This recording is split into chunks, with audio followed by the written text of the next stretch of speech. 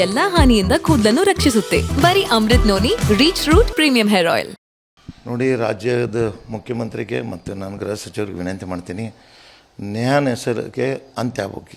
ಇಂತಹ ದುರ್ಘಟನೆ ಮತ್ತೊಂದು ನ್ಯಾಯ ಆಗಬಾರ್ದು. ಎಲ್ಲ ರಾಜ್ಯದ ಎಲ್ಲ ಇದು ಮಕ್ಕಳು ನನ್ನ ಮಕ್ಕಳಿಗೆ ಅವ್ರನ್ನ ಸಂರಕ್ಷಣೆ ಮಾಡೋದು ನನ್ನ ಕೆಲಸ ಆಗಿ, ನನ್ನ ಜೊತೆಗೆ ನೀವು ಕೈ ಜೋಡಿಸ್ಬೇಕು. ನೀವು ಅಧಿಕಾರ ಚುಕ್ಕಾಣಿ ಒಳಗತ್ತೀರಿ, ನನಗೆ ಸಹಕಾರ ಮಾಡ್ಬೇಕನ್ನ ಅಂದರೆ ಒಂದು ಕಾನೂನು ತೊಗೊಂಡ್ಬರ್ರಿ, ಆಕಿನ ಹೆಸರಲ್ಲೇ ತೊಗೊಂಡ್ಬರ್ರಿ. ಇಂಥವ್ರು ಯಾರೂ ಬರಬಾರ್ದು. ವಿಕೃತ ಮನಸ್ಸು ಇದ್ದವ್ರು ಮತ್ತೆ ಬೆಳಿಬಾರ್ದು ಸ್ಟೂಡೆಂಟ್ ಲೈಫ್ನಾಗೆ. ಅದಕ್ಕೆ ಸ್ಟ್ರಿಕ್ಟಾಗಿ ಒಂದು ಏನಾರು ಅಬ್ಸರ್ವೇಷನ್ ತರಬೇಕು.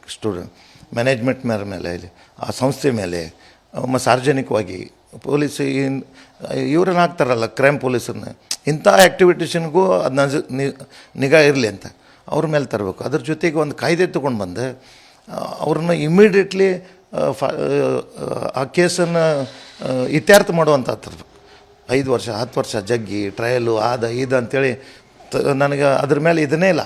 ಆಕಿನ ಎಷ್ಟು ಸಾಧ್ಯಕೈತಿ ಆಕಿಗೆ ಆತ್ಮಕ್ಕೆ ಶಾಂತಿ ಸಿಗುವಂಥ ಕೆಲಸ ಆಗಲಿ, ಆಕಿನ ಮೇಲೆ ಒಂದು ಕಾಯ್ದೆ ಆಗಲಿ, ಮತ್ತು ಮತ್ತೊಬ್ಬರು ಮಾಡೋಕ್ಕೆ ಭಯ ಪಡಬೇಕು ಅಂಥ ಒಂದು ಕಾಯ್ದೆ ಆಗಲಿ.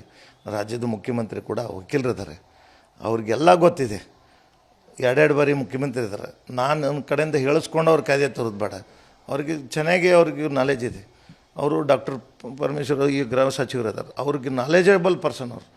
ಅವ್ರಿಗೆ ಯಾರೋ ದಿಕ್ಕು ತಪ್ಪಿಸೋ ಕೆಲಸ ಮಾಡತ್ತಾರೆ. ನಿಮ್ಮವರೇ, ನಿಮ್ಮ ಇಲಾಖೆದವರೇ. ಒಬ್ಬರು ಮಾಡೋದ್ರಿಂದ ಇಲಾಖೆಗೆ ಮತ್ತು ಸರ್ಕಾರಕ್ಕೆ ಧಕ್ಕೆ ಬರತ್ತೈತೆ. ಅದಕ್ಕೆ ನಾನು ಸಂಕಟಲೆ ಹೇಳತ್ತೀನಿ. ನಾ ಏನು ನಿಮ್ಮ ಮೇಲೆ ಸಿಟ್ಟಿಲ್ಲ, ನಿಮ್ಮ ಏನು ಪರ್ಸ್ನಲ್ ಇದು ಇಲ್ಲ. ನನ್ನ ರಾಜಕೀಯ ಮಾಡ್ಬೇಕಂತಿಲ್ಲ, ಯಾರು ರಾಜಕೀಯ ಮಾಡೋಂಗೆ ಮಾಡ್ತಾಯಿಲ್ಲ. ದಯಮಾಡಿ ನಾವು ವಿನಂತಿ ಮಾಡ್ತೀನಿ. ಈಗ ನೀವು ಹೇಳೋ ಹಾಗೆ ಇದು ಲವ್ ಜಿಹಾದ್ ಪ್ರಕರಣ ಆಗ್ತಾ ಇದೆ, ಆ ಲಕ್ಷಣಗಳು ಕಂಡು ಬರ್ತಾ ಇದ್ದಾವೆ ಅನ್ನೋಂಥ ಮಾತನ್ನು ಹೇಳ್ತಾ ಇದ್ದೀರಿ. ಯಾವ ರೀತಿ ಅದು ವಿಶ್ಲೇಷಣೆ ಮಾಡಿದ್ದೀರಿ ತಾವು ಅಂತ? ಏನಾಗಿದೆ, ಇದು ಒಂದು ದಿವಸದ ಕೆಲಸ ಅಲ್ಲ, ಅಬ್ಸರ್ವೇಷನ್ ಕೆಲಸ ಇದು. ನನ್ನ ಜೀವನದಲ್ಲಿ ನಾನು ಮಾತ್ರವಲ್ಲ, ನನ್ನ ಕೂದಲು ಕೂಡ ಆಗಿರ್ಬೇಕು ಸ್ಟ್ರಾಂಗ್ ಅಂಡ್ ಸ್ಟೈಲಿಶ್. ಬರೀ Amrut noni reach root premium hair oil ನೊಂದಿಗೆ. Reach root premium hair oil. ನೋಡಿ, ರಾಜ್ಯದ ಮುಖ್ಯಮಂತ್ರಿಗೆ ಮತ್ತು ನಾನು ಗೃಹ ಸಚಿವರಿಗೆ ವಿನಂತಿ ಮಾಡ್ತೀನಿ, ನ್ಯಾಯನ ಹೆಸರಿಗೆ ಅಂತ್ಯ ಆಗ್ಬೇಕು. ಇಂತಹ ದುರ್ಘಟನೆ ಮತ್ತೊಂದು ನ್ಯಾಯ ಆಗಬಾರ್ದು. ಎಲ್ಲ ರಾಜ್ಯದ ಎಲ್ಲ ಇದು ಮಕ್ಕಳು ನನ್ನ ಮಕ್ಕಳಿಗೆ ಅವ್ರನ್ನ ಸಂರಕ್ಷಣೆ ಮಾಡೋದು ನನ್ನ ಕೆಲಸ ಆಗಿ, ನನ್ನ ಜೊತೆಗೆ ನೀವು ಕೈ ಜೋಡಿಸ್ಬೇಕು. ನೀವು ಅಧಿಕಾರ ಚುಕ್ಕಾಣಿ ಒಳಗತ್ತೀರಿ, ನನಗೆ ಸಹಕಾರ ಮಾಡ್ಬೇಕನ್ನ ಅಂದರೆ ಒಂದು ಕಾನೂನು ತೊಗೊಂಡ್ಬರ್ರಿ, ಆಕಿನ ಹೆಸರಲ್ಲೇ ತೊಗೊಂಡ್ಬರ್ರಿ. ಇಂಥವ್ರು ಯಾರೂ ಬರಬಾರ್ದು. ವಿಕೃತ ಮನಸ್ಸು ಇದ್ದವ್ರು ಮತ್ತೆ ಬೆಳಿಬಾರ್ದು ಸ್ಟೂಡೆಂಟ್ ಲೈಫ್ನಾಗೆ. ಅದಕ್ಕೆ ಸ್ಟ್ರಿಕ್ಟಾಗಿ ಒಂದು ಏನಾರು ಅಬ್ಸರ್ವೇಷನ್ ತರಬೇಕು.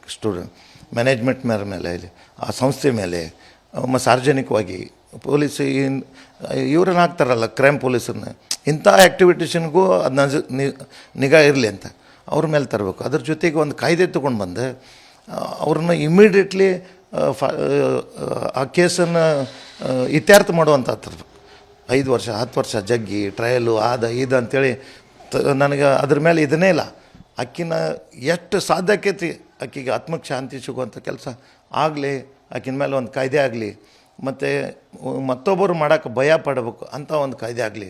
ರಾಜ್ಯದ ಮುಖ್ಯಮಂತ್ರಿ ಕೂಡ ವಕೀಲರಿದ್ದಾರೆ, ಅವ್ರಿಗೆಲ್ಲ ಗೊತ್ತಿದೆ. 2 ಬಾರಿ ಮುಖ್ಯಮಂತ್ರಿ ಇದ್ದಾರೆ. ನಾನು ನನ್ನ ಕಡೆಯಿಂದ ಹೇಳಿಸ್ಕೊಂಡು ಅವ್ರ ಕಾಯ್ದೆ ತರೋದು ಬೇಡ. ಅವ್ರಿಗೆ ಚೆನ್ನಾಗಿ ಅವ್ರಿಗೆ ನಾಲೆಜ್ ಇದೆ. ಅವರು ಡಾಕ್ಟರ್ ಪರಮೇಶ್ವರ್ ಈ ಗೃಹ ಸಚಿವರು ಇದ್ದಾರೆ, ಅವ್ರಿಗೆ ನಾಲೆಜಬಲ್ ಪರ್ಸನ್ ಅವರು. ಅವ್ರಿಗೆ ಯಾರೋ ದಿಕ್ಕು ತಪ್ಪಿಸೋ ಕೆಲಸ ಮಾಡತ್ತಾರೆ. ನಿಮ್ಮವರೇ, ನಿಮ್ಮ ಇಲಾಖೆದವರೇ. ಒಬ್ಬರು ಮಾಡೋದ್ರಿಂದ ಇಲಾಖೆಗೆ ಮತ್ತು ಸರ್ಕಾರಕ್ಕೆ ಧಕ್ಕೆ ಬರತ್ತೈತೆ. ಅದಕ್ಕೆ ನಾನು ಸಂಕಟಲೆ ಹೇಳತ್ತೀನಿ. ನಾ ಏನು ನಿಮ್ಮ ಮೇಲೆ ಸಿಟ್ಟಿಲ್ಲ, ನಿಮ್ಮ ಏನು ಪರ್ಸ್ನಲ್ ಇದು ಇಲ್ಲ. ನನ್ನ ರಾಜಕೀಯ ಮಾಡ್ಬೇಕಂತಿಲ್ಲ, ಯಾರು ರಾಜಕೀಯ ಮಾಡೋಂಗೆ ಮಾಡ್ತಾಯಿಲ್ಲ. ದಯಮಾಡಿ ನಾವು ವಿನಂತಿ ಮಾಡ್ತೀನಿ. ಈಗ ನೀವು ಹೇಳೋ ಹಾಗೆ ಇದು ಲವ್ ಜಿಹಾದ್ ಪ್ರಕರಣ ಆಗ್ತಾ ಇದೆ, ಆ ಲಕ್ಷಣಗಳು ಕಂಡು ಬರ್ತಾ ಇದ್ದಾವೆ ಅನ್ನೋಂಥ ಮಾತನ್ನು ಹೇಳ್ತಾ ಇದ್ದೀರಿ. ಯಾವ ರೀತಿ ಅದು ವಿಶ್ಲೇಷಣೆ ಮಾಡಿದ್ದೀರಿ ತಾವು ಅಂತ? ಏನಾಗಿದೆ, ಇದು ಒಂದು ದಿವಸದ ಕೆಲಸ ಅಲ್ಲ, ಅಬ್ಸರ್ವೇಷನ್ ಕೆಲಸ ಇದು. ಅನುಕ್ಷಣದ ಸುದ್ದಿಗಳಿಗಾಗಿ ವಿಸ್ತಾರ ನ್ಯೂಸ್ ಯೂಟ್ಯೂಬ್ ಚಾನೆಲ್ ಸಬ್ಸ್ಕ್ರೈಬ್ ಮಾಡಿ. ಹೊಸ ಸುದ್ದಿಗಳ ನೋಟಿಫಿಕೇಶನ್ಗಾಗಿ ಬೆಲ್ ಐಕಾನ್ ಕ್ಲಿಕ್ ಮಾಡಿ. ಲೇಟೆಸ್ಟ್ ಅಪ್ಡೇಟ್ಸ್ಗಾಗಿ www.vistaranews.com ವೆಬ್ಸೈಟ್ಗೆ ವಿಸಿಟ್ ಮಾಡಿ. ಅಂಗೈಯಲ್ಲೇ ಜಗತ್ತಿನ ಸುದ್ದಿ ತಿಳಿಯಲು ವಿಸ್ತಾರ ನ್ಯೂಸ್ ಕನ್ನಡ ಆಪ್ ಡೌನ್ಲೋಡ್ ಮಾಡಿ.